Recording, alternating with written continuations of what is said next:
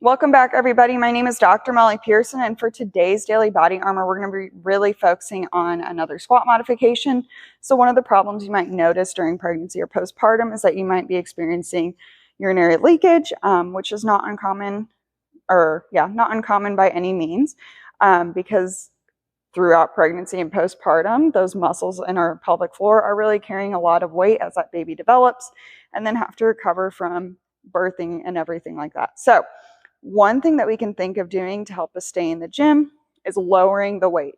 So instead of maybe hitting that 60 or 70%, maybe you back down to the threshold where you know you don't leak or have incontinence. And so you can also add in like a tempo squat instead of just doing what was originally prescribed with the heavier weight. This will allow you to build strength and still work on that pelvic floor and keep working on that threshold so that we can stay squatting and active in the gym. So I lowered the weight here. I'm also going to add in a little bit of tempo. And when I'm bracing, one thing I want to think about is bringing my rib cage down and thinking about pressing out and creating stiffness around my spine and my core instead of pressing down, okay? So just for demonstration, we'll come up and under the bar. I'll take a few steps away from the rack.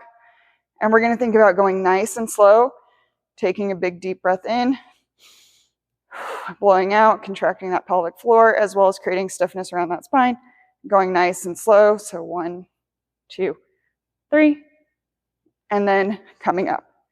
Another thing that we can do is thinking about blowing out as we come up out of the hole. This will help to alleviate some pressure that we're experiencing. So you'll go down, and then as you're coming up, you'll breathe out. And that's a good way to help alleviate some of those symptoms as well.